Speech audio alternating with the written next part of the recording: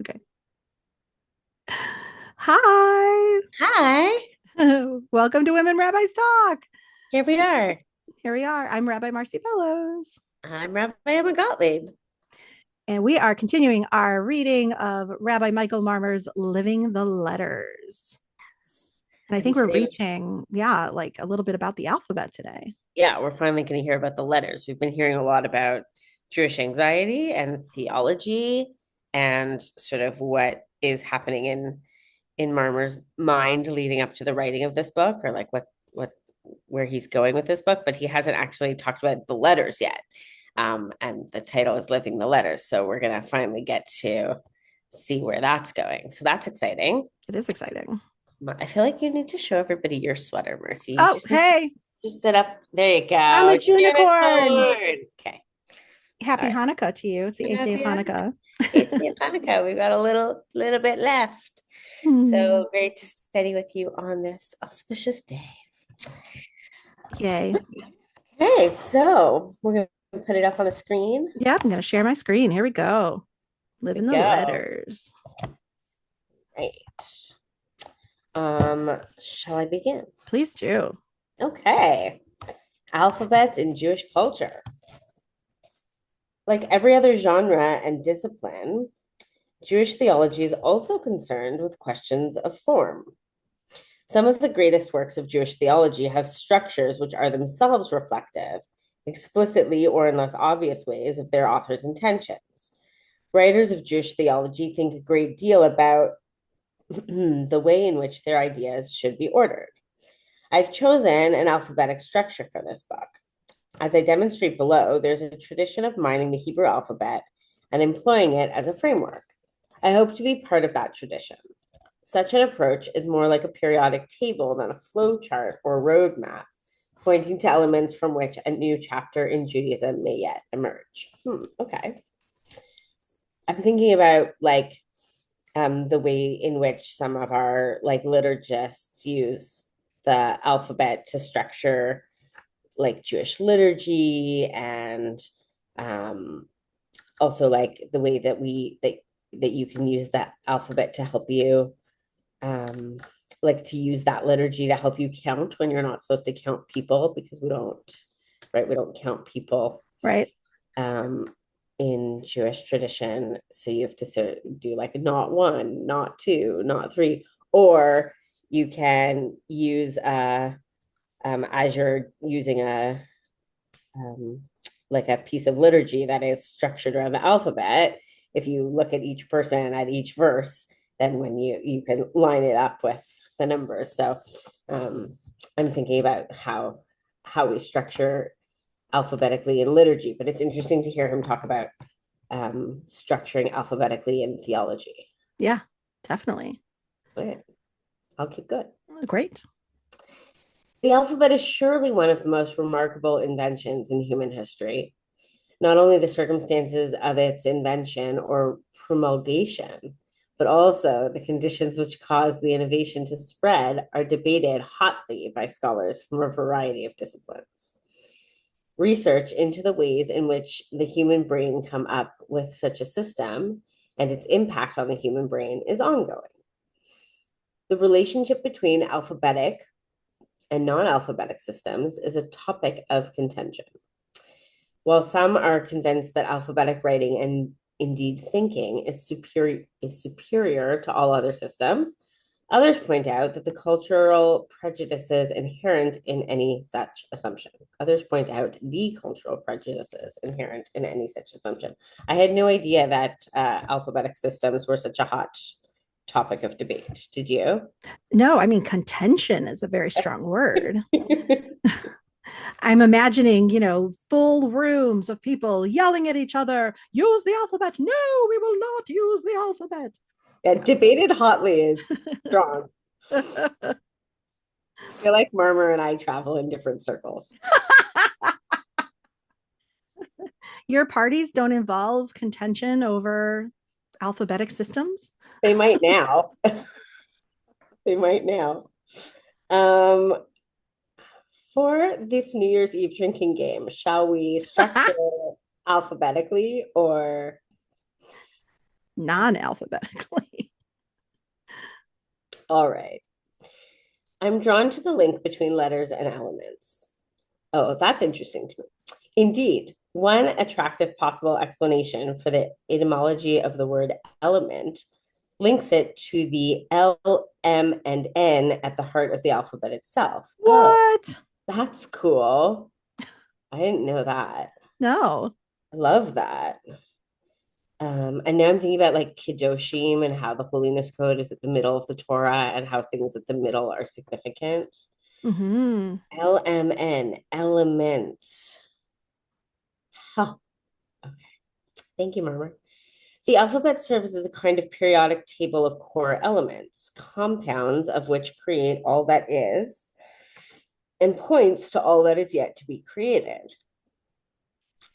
Hebrew civilization is profoundly alphabetic in nature.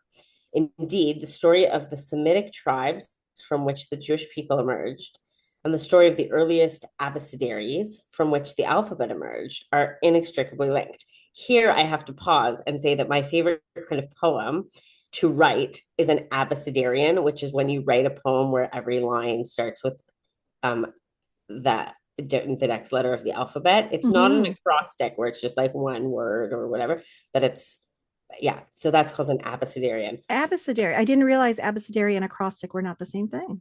I think an abecedarian is like more complex than an acrostic is like generally very simple. Mm. And an abecedarian is more complex. I wrote an abecedarian for my mother's 70th birthday recently, and it was hilarious. I'm sure it was. So wait, so psalms that use the alphabet as each the start of each line, Yeah. is that an abecedarian I would say psalm? those are more abecedarians than acrostics. I don't, maybe we'll look it up. Maybe we'll find out it is the same thing, but I always thought that an acrostic was a more simplistic Hmm. and an app, but maybe it's just the name. Maybe just abecedarian sounds more complicated. It's just so fun. ABCD. Highfalutin abecedarian. Okay, so sorry, I got excited that he used the word abecedaries. All right, so Semitic tribes from which the Jewish people emerged and the story of the earliest abecedaries from which the alphabet emerged are inextricably linked. So that's cool too that he's like linking our evolution, like our history and our evolution as a people is happening in tandem with the evolution of language. Yeah, and certainly written Semitic, language, it sounds Semitic, like. yeah, Semitic language. Yeah. Uh, So, and we've seen, of course, how cuneiform can lead so beautifully to the earliest forms of Hebrew right, and Arabic. and Arabic. Um, yeah, interesting. Okay. And then he's quoting something here. Um, I don't know what he's quoting now. Cats, letter as essence. Okay. Outside of a very small circle of scholars in Jewish studies interested in language and mysticism, the role of the alphabet, spelled aleph-bet, the role of the aleph-bet is probably what he's saying, not the role of the alphabet. Sorry. The role of the aleph-bet in Hebrew exegesis and its importance in Jewish religion and culture is either not recognized or is poorly understood. Okay. More research on the impact of the aleph-bet on Jewish culture remains to be undertaken. This book looks to focus on three dimensions of this rich and largely explored field. The use of alphabetic structure, the valuing and interpretation of individual letters of the alphabet, and the connection between alphabet and revelation. Mm, It's not easy to read when you keep switching back and forth between alphabet and aleph-bet. agreed. Okay. All right.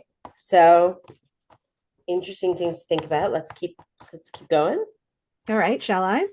Please. Okay, alphabetic structure. Alphabetic order is employed on a number of occasions in the Hebrew Bible.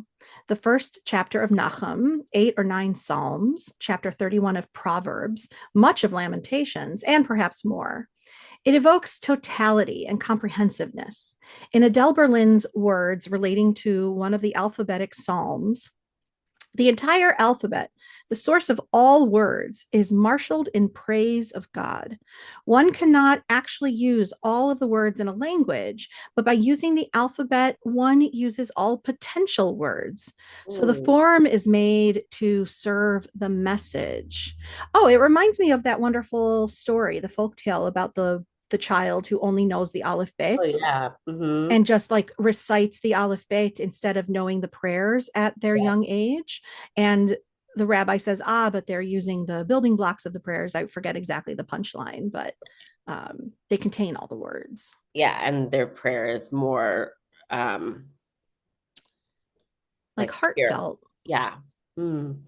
Yeah, I like that connection. And also it's interesting that when he was first talking about alphabetic structure and theology, and I jumped to thinking about the Psalms, but actually in some ways that's what he's like the sort of origin of alphabet in theology is the Psalms. Yeah. Yeah, for sure. So okay, all right, we're just gonna Oh, everything's ringing. yeah, all the devices. 1, 2, 3. I had to pause them all. Okay. Um,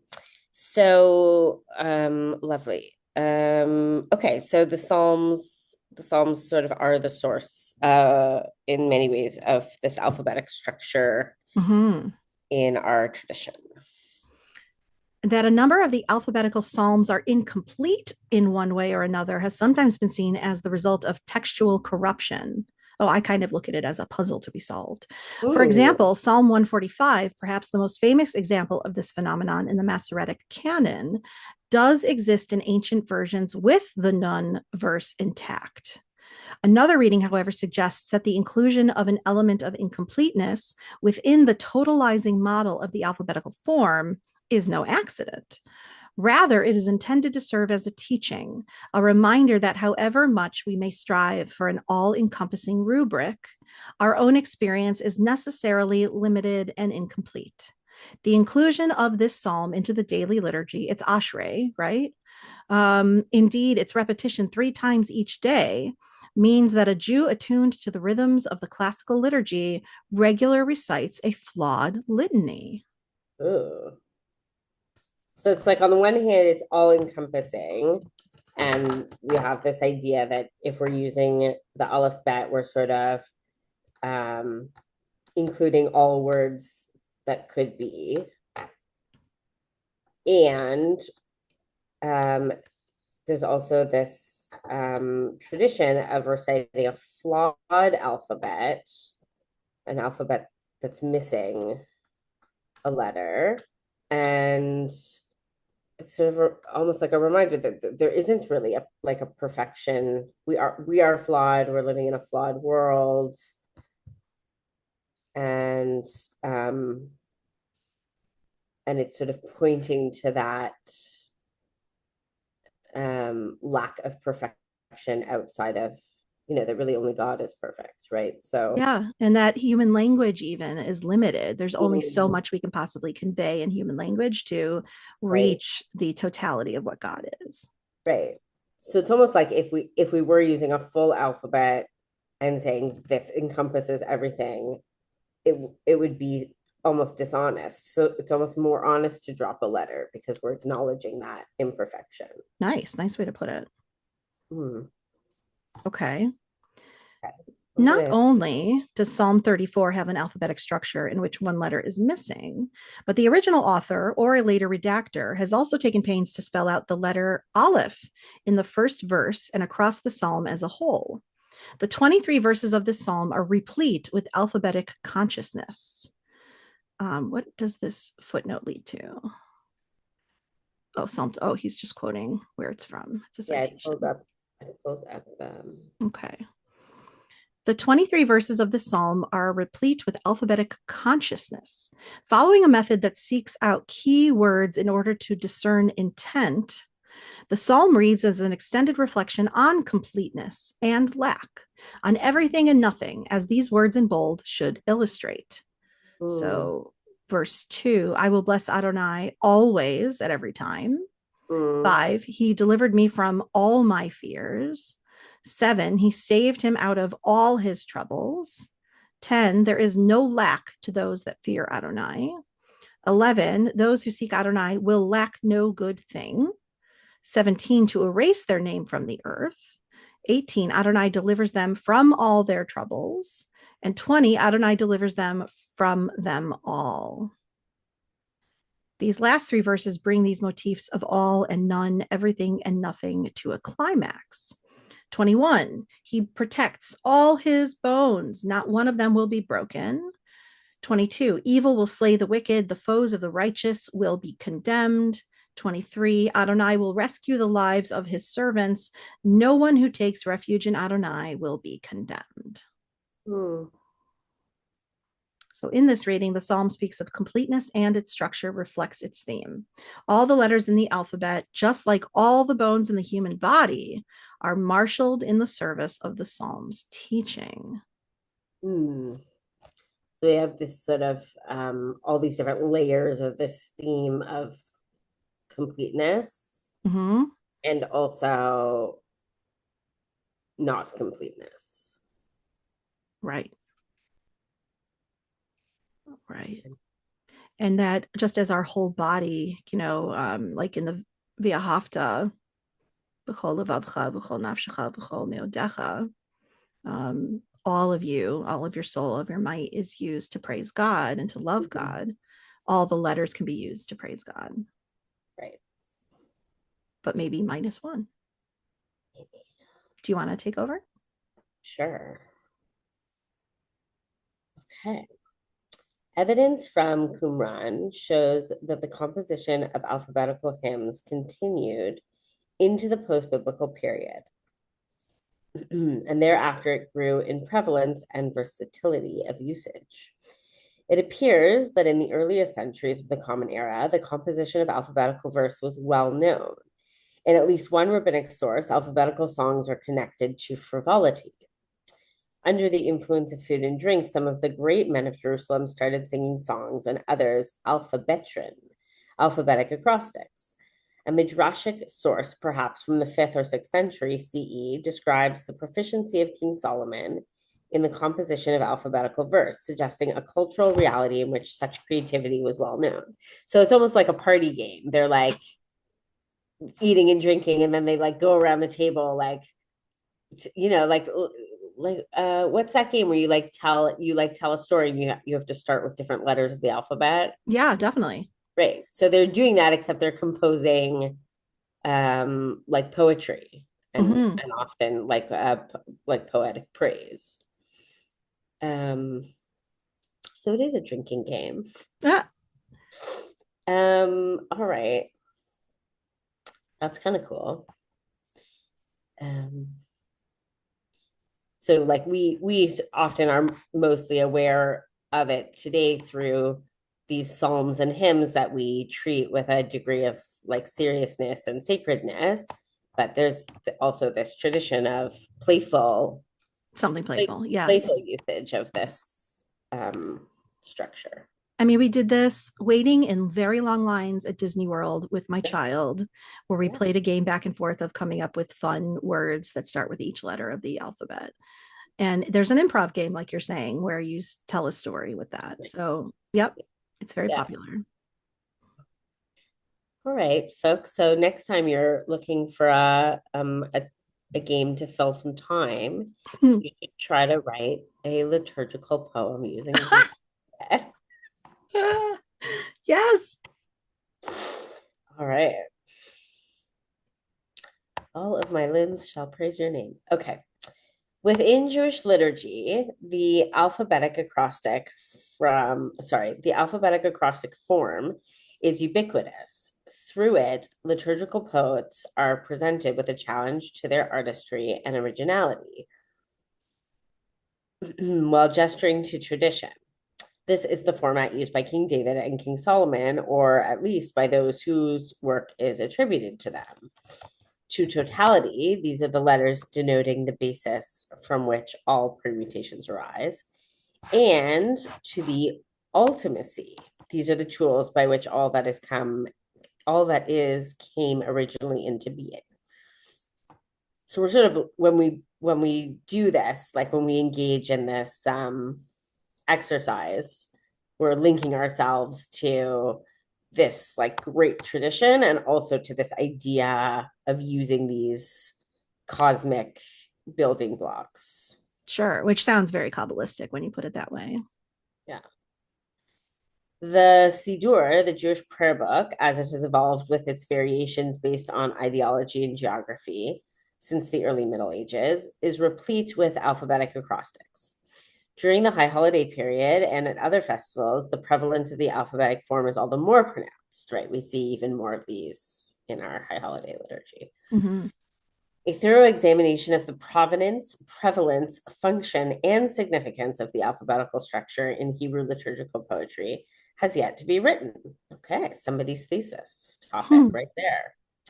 Unlike in secular poetry of the Jewish Middle Ages, where the alphabetical acrostic is rare, in sacred poetry from perhaps the 6th century CE, it is much loved and often employed. For the present purpose of showing how significant it has been, it may help to quote two sources. The first is the original alphabetic confession known as Vidui Zuta, a central feature of the penitential liturgy since the 9th century. Is this Ashamnu, Bagadnu? Yes. So then we have I feel like I've got to like Yeah, hang on gotta like do it that. properly. Yep. So Ashamnu, we have trespassed. Bagadnu, we have dealt treacherously. Gazalnu, we have robbed. Tibarnu Dofi, we have spoken slander, etc. I don't know that we need to read the whole thing. Do you? No, we can skip it. We all know it. We know it. And it's here if it's on the screen if you Yes, if want you'd to like to look read all along. the way through it. But it goes all the way through. And so that's the first source that he is referencing. The second is a 21st century Hebrew poem by Sivan Harshefi called With Hand on Heart. We don't know this one as well, so I will read this. Okay. Ahavnu, we have loved. Bagarnu, and matured. Gadalnu, we have grown. Dibarnu Yofi, we have spoken of beauty. Oh my goodness, I'm very popular today.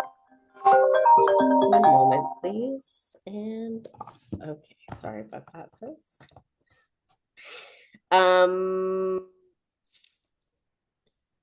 Havenu Vishpanu, Vahishpanu, we have brought and influenced. Zikinu, we have acquitted. Chilinu, we have sweetened.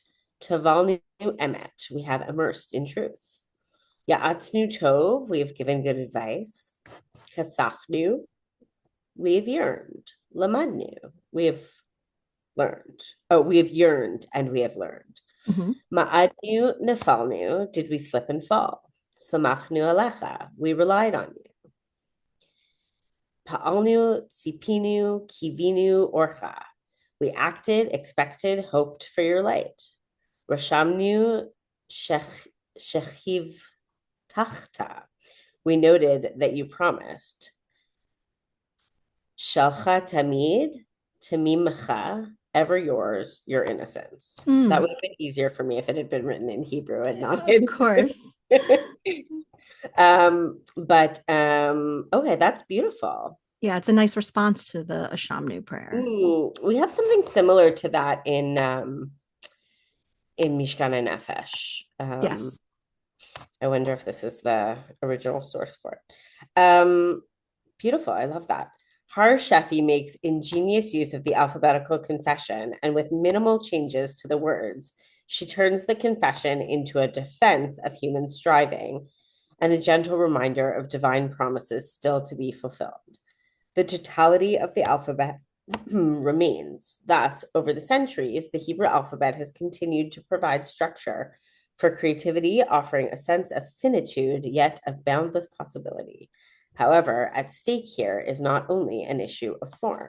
Okay, so we're gonna move past form, but what I love about these two sources together is that we're using this structure of completion and also an acknowledgement that not everything is complete to sort of lay out like the best and worst of humanity, right? Like on the one hand, all of our sins, and on the other hand, all of our successes. Like Yeah, for and high holidays are a balance of the two. yeah. And I just like that the that that the alphabet's being employed for both. Mm-hmm. Mm-hmm. Mm. Okay. All right. Should we learn about valuing and interpretation of the letters? I suppose we shall. All right. All right. Take it away, Marcy. By the first centuries of the Common Era, what might be called an alphabetic sensibility and theology of letters is discernible. The letters contend before God to win pride of place as the first letter in the creation account, and the biblical acrostics are discussed and explanations offered. According to the bold approach inherent in this nascent theology of the alphabet, letters have personality and the interaction between them takes on metaphysical significance. I love that. I love the whole debate about why is Bet the first letter of the Torah. Mm-hmm. Yeah. And this idea that not just that the letters have cosmic significance, metaphysical significance, but that they have personality. Yeah. I'm intrigued by that. I want to learn more about that. Yes. And we know that they have numerical values as well and all kinds of fun gematria. So maybe that's where he's going with this. Maybe. Jews have long given expression to the notion that the letters of the alphabet are fundamental building blocks of existence. They are comprised of points generated by sublime processes within divinity itself, far from being understood as humanly contrived conventions of communication. In some works of esoteric literature, the letters comprise the seed from which the Sephirotic emanations came to be, constitute the vestments through which the ineffable name is woven, and offer signposts that lead from the revealed to the concealed. So now they're like these keys to understanding the world and the universe. All these different, mystical, cosmic ideas that the letters are like a gateway into all of these imaginings, these mystical imaginings. All these secrets. Yeah. Yeah. There was something. Yeah, and yeah, I like that it sort of takes us from a simple general idea of God created the world through words, and that the letters are the building blocks of creation and of existence. That's like a pretty well-known general idea in our tradition, and then it's like moving into these much more secretive realms of knowledge. Mm-hmm. And the letters are kind of pointing the way. Yeah, and each sphera is associated with a particular letter, isn't it? Mm-hmm. Yeah. So it's not only how each one is named, but they also have a specific letter associated with which one, with each one. Great. Cool. I have to invoke my sister of blessed memory for a moment because she loved Gershom Scholem's name and she enjoyed saying it because it's just such a yummy name, Gershom Scholem. There's such a so I just have to invoke Lindsay for a second. Gershom Scholem. So in Gershom Scholem's formulation, already in the Talmud, there's evidence of a worldview according to which the letters of the divine language are what lie at the basis of all creation by way of their combination. The letters themselves are the building blocks of existence, and sanctity is even attributed to their order within the alphabet. I just lost my page. Oh. But keep going. I'm listening. Okay. Well, I find Sefer Yetzirah. It looks like it's page 49, but I could be wrong. Sefer Yetzirah, the book of creation or the book of formation, a foundational work of the Jewish esoteric tradition, presents the letters of the alphabet as tools by which the universe was brought into being, the 32 most occult and wonderful paths of wisdom, employed by God in order to engrave the divine name, comprise the 10 Sefirot, understood as either numbers or divine emanations. And the 22 letters of the alphabet formed from spirit or wind and divided into categories. Mm. Great I've significance. Oh, yeah, go ahead. I was just gonna say I've done some studying of Sefer Yetzirah. Kushner has a really great, relatively accessible translation of Sefer Yetzirah Mm. or commentary to Sefer Yetzirah, and yeah, it's wild. So it's the 10 sphirot plus the 22 letters of the alphabet, and that It equals like the 32. yeah, it goes into all the like different ways that the letters interact with each other and divine energy, and it's very cool. Oh, and Kushner has the book of letters, right? Where he kind of riffs on each letter in that way. Yes. Yeah. Kushner plays around a lot with this stuff. We're talking about Larry Kushner, by the way, in case people are confused. Yes. Good. Good point.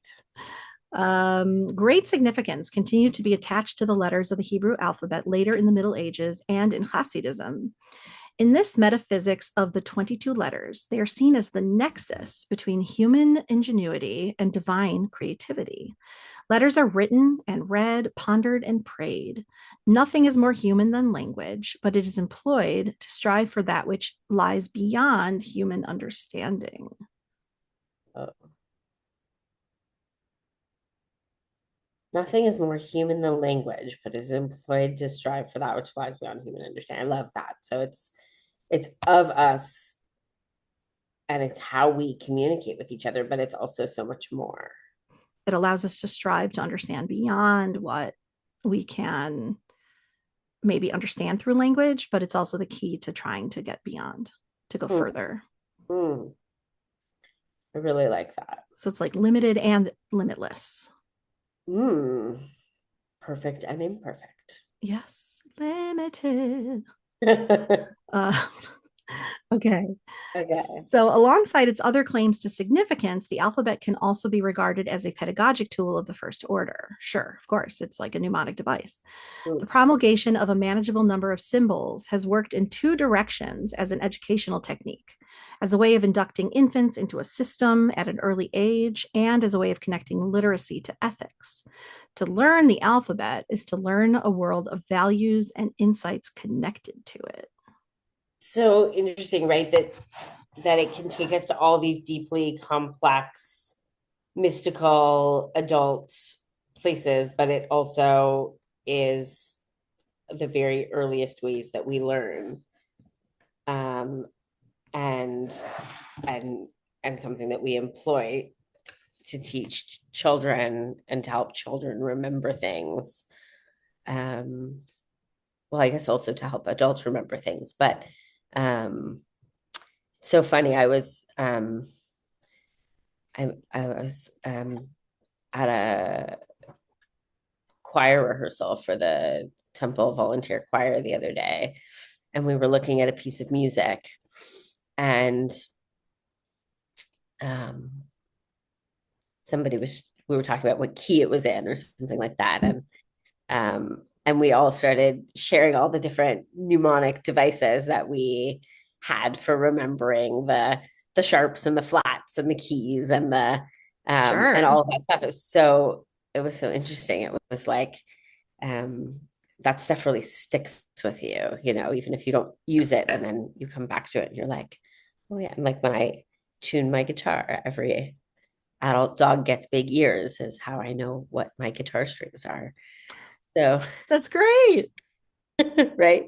So we have all these little, these things that follow us through life that we learn, at a young age and that follow us through life that the alphabet facilitates knowledge in that way. And then also is the keys or the building blocks of all this more complicated stuff. So I'm loving this sort of like simple, complex, complete, not complete. Mm-hmm. Oh yeah. That it Yeah. does both. That it's like the secret to the greatest secrets of the universe, and it helps us at the very beginning of life when we're Yeah. struggling to understand the world around us in very Yeah. simplistic terms. Yeah. Yeah. Spencer recently brought for remembering the directions, northeast, south, and west. Mhm. And he learned never eat soggy waffles, Oh, which I learned never eat soggy worms. soggy worms, that's Yeah, even worse.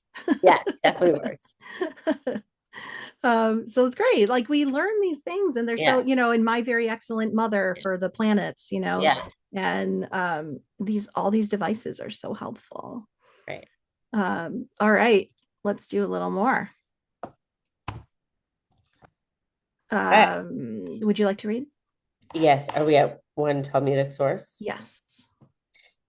One Talmudic source gives pride of place to the pedagogic aspects of the alphabet, blending literacy education with ethical instruction.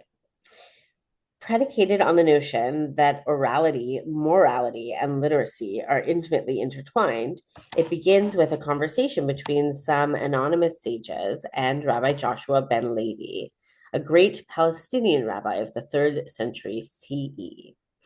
They tell him of a remarkable teaching method developed not by teachers, but by young students in the house of study.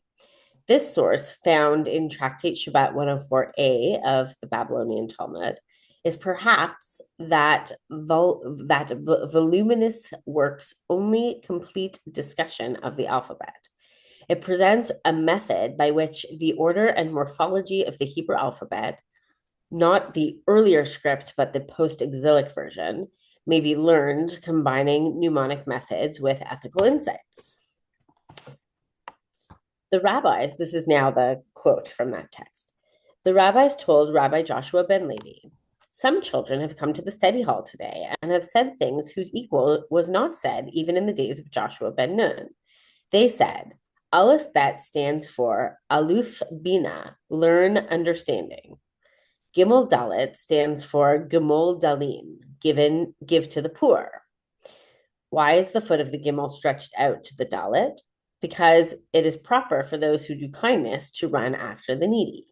And why is the foot of the Dalet stretched toward the Gimel? Because the poor person should make himself available to him. And why is the Dalet's face turned away from the Gimel? Because one should give discreetly to avoid the feeling of shame. Hey Vav, this is the name of the Holy One of Blessing. So they're using the alphabet to remind them of these like core values, these ethical ideas. Yeah. That's cool. And also it reminds them what the order of the letters and what the letters look like. Yeah, exactly. The next six are adduced to show that all who fulfill the ethical practices outlined so far, God will sustain, show favor, do good, provide a heritage, and bind a crown for the world to come. The text continues. The open mem and closed mem represent revealed teaching and closed teaching. The bent nun and straight nun teach that if a faithful person, niman, is humble, he will become an upstanding, faithful person in the world to come. Samech and Ayin teach that one should support the poor, smuch anim. Another version is that one should devise memory aids, simanim aseh, in the study of Torah in order to acquire it. The bent pay and the straight pay allude to an open mouth and a closed mouth. The bent sadi and the straight sadi teach that if a righteous person, tzaddik, is humble, he will become upright. So they're playing with all of the letters that have final forms, as well as continuing on the order of the alphabet. That's really interesting.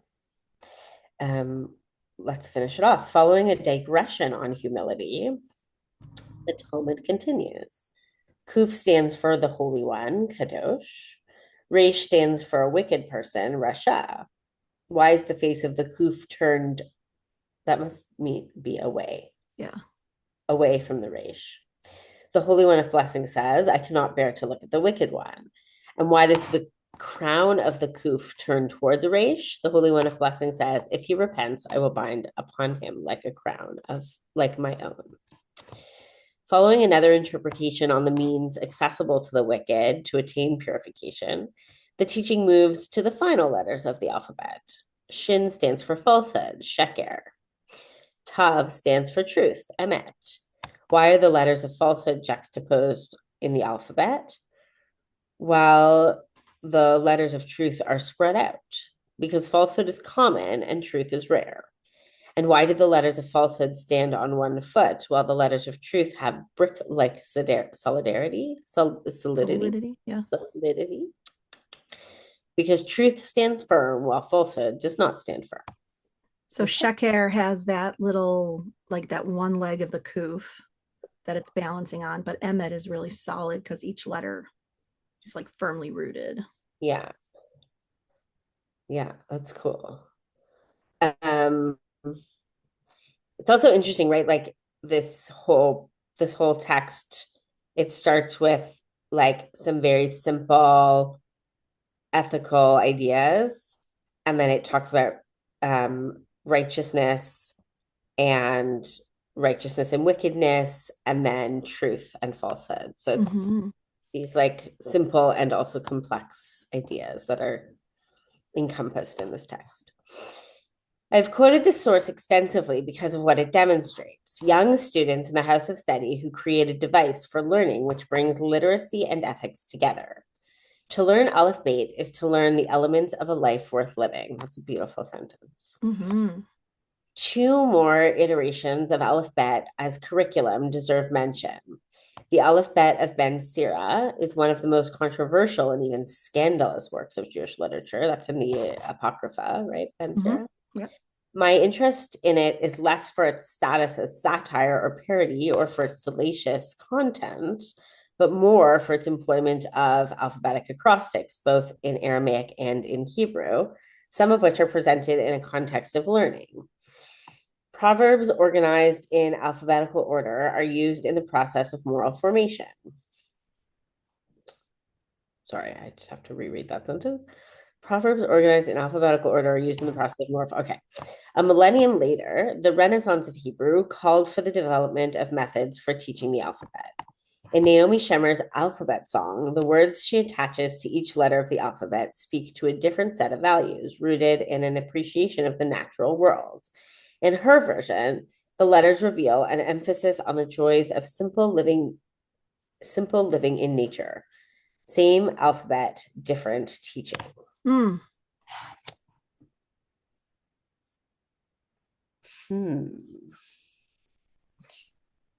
feel like I need to look up the words to her song. Do you know that song? No, I don't know that one of hers. I grew up with Debbie Freeman's alphabet, so I missed out on Naomi Shemer. Yes. Naomi Shemer, alphabet lyrics. And of course, Debbie Freeman says, Aleph, Bet, Bet, Aleph, Bet, Bet, Gimel, Dalet, Hey. I still use that all the time in my head when I'm trying to remember the letters. Me too.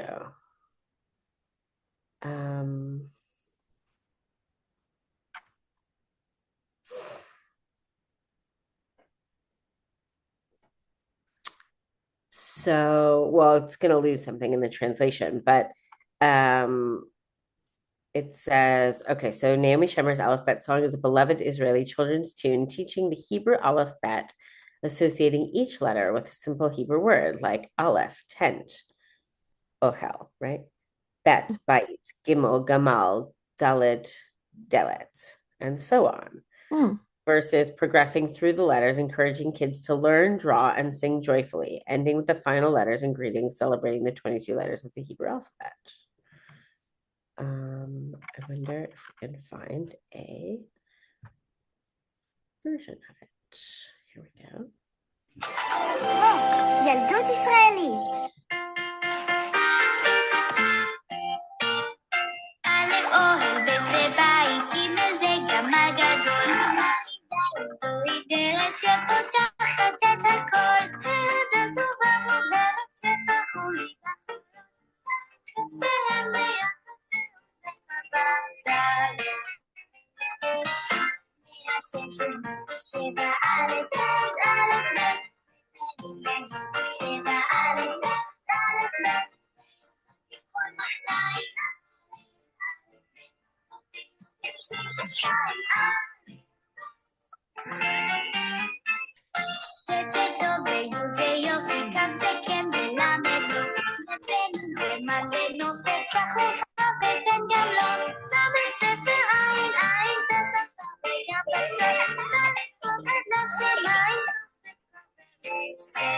גדול על הכתפיים, ילד טוב ירושלים, שבע א' ב' א' ב' שבע א' ב' כל מחניים אותיות 22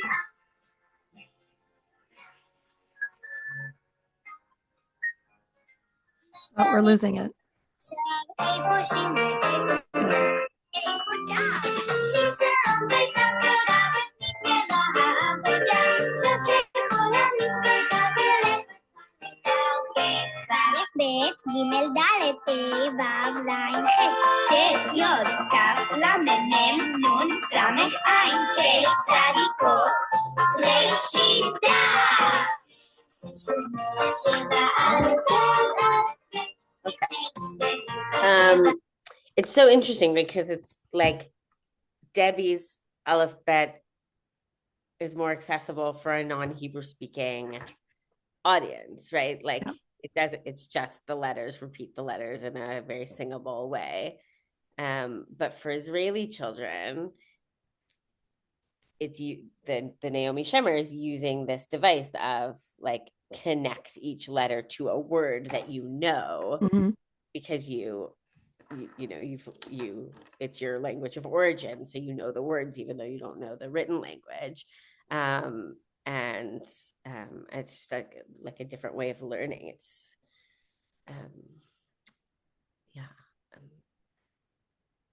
yeah, and there were so many videos that Spencer would watch when he was little, because I'm thinking about how when we learn the alphabet, we're just A, B, C, D, E, F, G, right? There's no words associated with it.